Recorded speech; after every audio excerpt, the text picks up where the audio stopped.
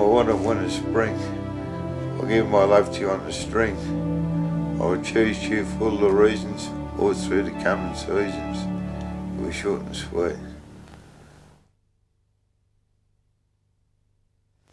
Well, I first got involved with poetry when in Reach, we were funded by a sister charity. They're an organisation that got headquarters in Northbridge. I looked after people with severe disabilities, which I have myself, in regards to schizophrenic. And I had input into a magazine. That magazine, I first started writing my poetry. First poem I wrote was Bridge of Darkness. It was coming back from the meeting, I looked at Narrows Bridge. And that's the first thing I looked at. I said, I write a poetry, I called it The Bridge of Darkness. It's about my schizophrenic episode of many years ago. And then back in 1979, doing my gambling, I cut my wrist and I ended up in Granny's Mill Hospital.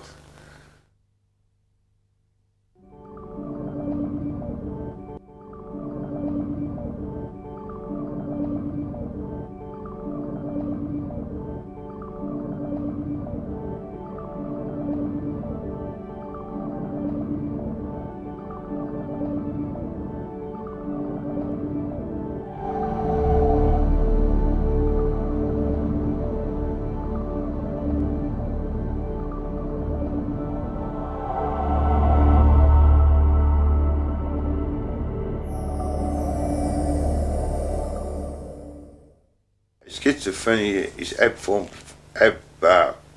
thoughts coming out of your thought patterns in your mind. Your thoughts are not normal.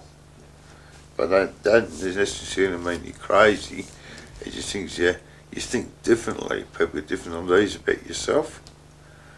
Everybody's got different thoughts, but your thought patterns are not the average type of thought patterns. Basically, the average person is partly schizophrenic, or maybe a bit more than the average person. Yeah.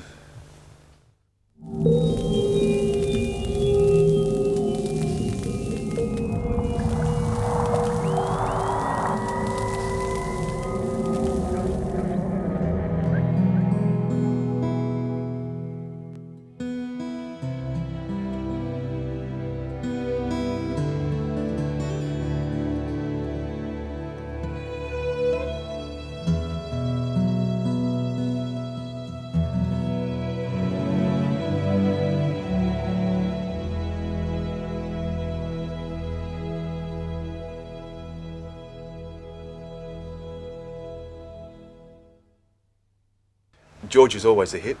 No matter who's there, he gets on with everybody. From my African friends to some Aboriginal guys, some Noongar country guys who drop in and say good day. He shines in any environment. He can speak to the Queen. He could speak to kids. He gets on so well with my son Sebastian. Gives it Sebastian. I think kids have that good intuition too. You can trust what they think because they haven't been sort of distracted as far as what adults tell them to do. Their trust is from within too, and that's where George's trust comes from too. I get flashes. I might wake up at 2 o'clock in the morning with an idea, or dream, or walking up the street I might think of somebody, so I scribble it down fast as I can. The reasonable idea is the best idea and I don't try to change it too much. Yeah, I've written some poems at 2 o'clock in the morning at brother's place up in Perth. He's got a unit in Terrace Road overlooking the river. I've written some poems in inside the church down the road, which I attend every Sunday, Church of Christ. Yeah, some poems get thrown away because they're nothing up to standard. I've so far written about 24 poems.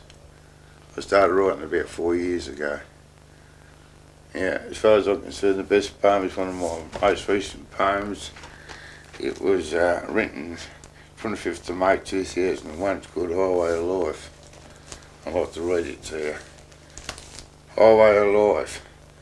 You're here for a short time, gone for a long time, so have a good time, my friend. A little bit of romancing, a little bit of dancing goes a long way, my friend. Abstain from the drug stain, stay away from the obscene, my friend. Remember your friends in the good times, stick with them in the bad times. Comfort those in need, and feel for those who bleed. Choose those you love indeed. Do not fall by the wayside, think of self-esteem and pride till the day you die. So you're going to be stable, so that God's stable. Enjoy life as much as you can. Fight for good, not evil, in a way which is not deceiving, and you'll go a long, long way. Live life to the fullest and be happy in your way. I've met George and I've known him for 2 months. Discovered that George had a talent for poetry and a lot of other things. He's a kind-hearted man, speaks from the heart. He'll tell you that when he shakes your hands. Here's my hand, here's my heart, here's my friendship, is what he always tells me. And that's probably him in a nutshell, really. He's always doing things for others, offering help whenever needed, even when it's not needed. But it's just how he is. Yeah, basically, I now go nature and I'm friends with everybody. I put my hand forward and shake their hands. If they want to shake my hands, it's fair enough. If they don't respond, they will. So basically, I put the first foot forward to make new relationships. It's usually a friendly, outgoing sort of personality. And I made quite a few friends in my lifetime and very, very few enemies. This area, I've sat on my front veranda, and the stories that come out of everyone of where they've been in life, what they've done. I think hardship quite often is the best teacher in life, and this area, there's a lot of hardship in this area, but it doesn't dull anyone's sense of worth. They know that they're valuable, they know that they're doing something positive in this world. There's one there, merry-go-round of life, for it down when Lisa left. That's the way I felt at the time. I felt sad when she left. I thought we'd get on and something would eventuate. She got up at 2 o'clock in the morning, I thought everything was going well. She gave me a kiss and I said I've got to fly, spread my wings and fly. Next I heard her from her, she was in Adelaide.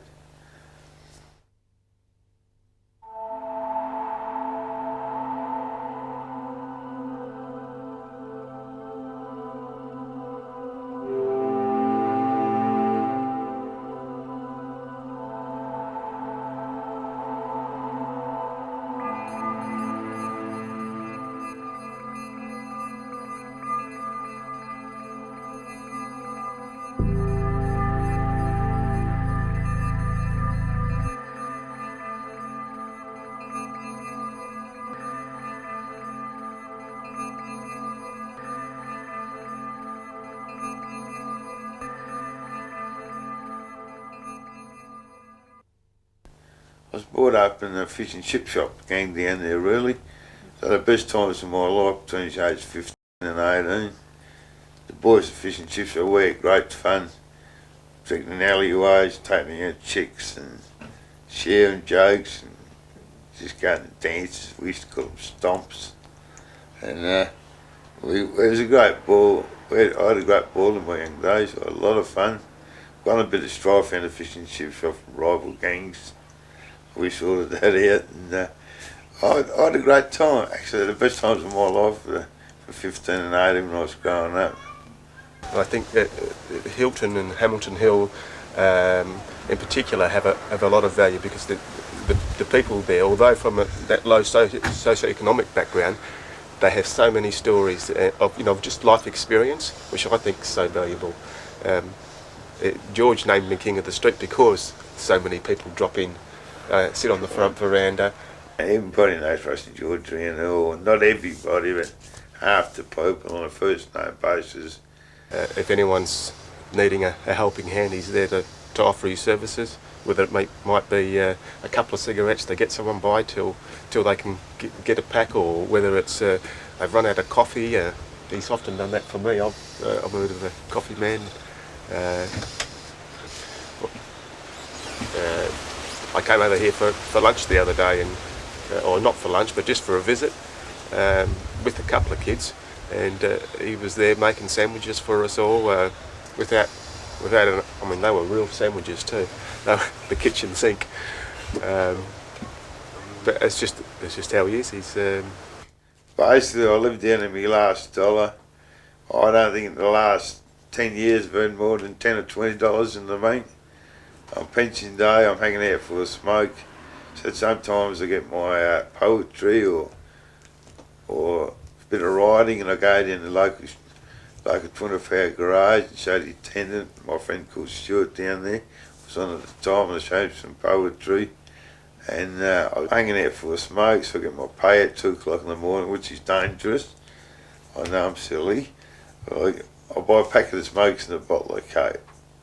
I usually stay up. I'm a bit manic because I get money for a change, and just stay up that night and enjoy myself, my cigarettes, my Coca-Cola, read my poetry, play the music. Sometimes on the way back I visit old Wild. He's an old age pensioner, bit of a knockabout, but he's got a heart of gold. Give him a smoke if he's got none, and come home, a bit of brekkie, and then take it from there. If I've got a few bob, I go in the pub and have a diet Coke. Or punt on horses. yeah. George is a regular visitor of a morning. He drops in for a coffee. We have a yarn, have a coffee, cigarette on the front porch, watch life go by, I suppose. Watch the girls in particular. George is a bit of a ladies' man too. Basically, I haven't been too much of a ladies' man, but when opportunity arises, I take care of it. We generally talk about, what pleases us in life. We're both not into material wealth. I think our wealth lies, and George's wealth in particular, lies elsewhere. It's in the way he sees the world and how he thinks the world should operate. If everyone took a leaf out of his book, the world would be a better place, I think.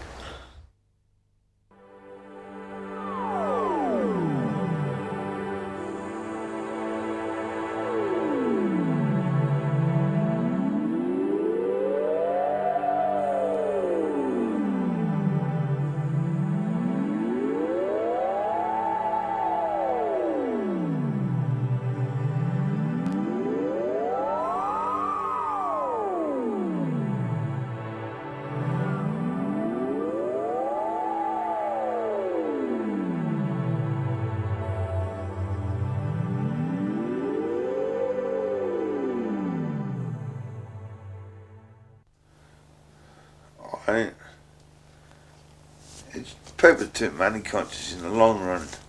They put money in front of everything. I decided a long time ago it was no good to be the richest man in the cemetery. So as long as you get enough, you got to work on your happiness and do things that make you happy. As long as they don't affect anybody else in detrimental ways. I come from a loving and caring family. We all care about each other.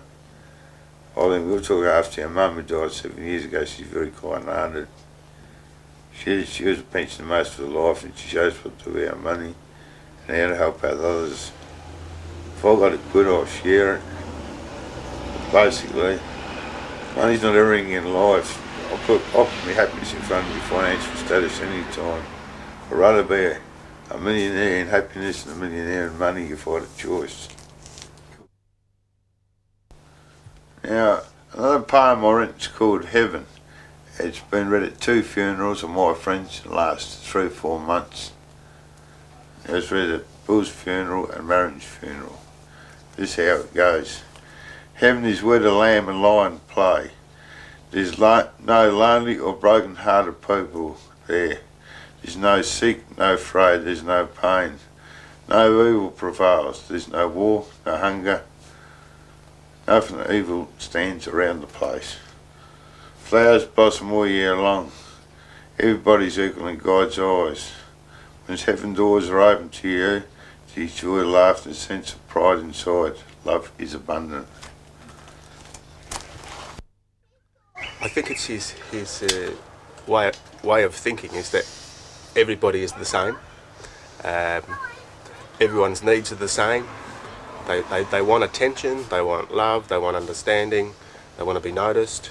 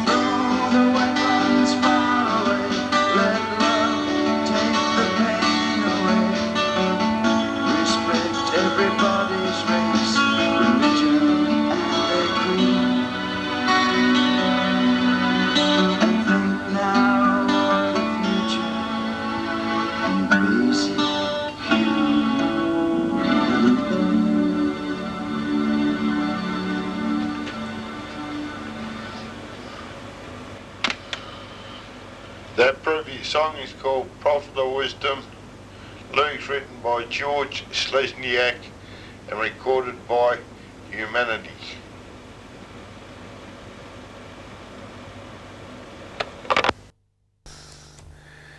Well, Merry Christmas and Happy New Year to everybody. Come watch this before Christmas time. Thanks for tuning in. That's it. Beautiful. Cheers. Oh, That was good. Love it.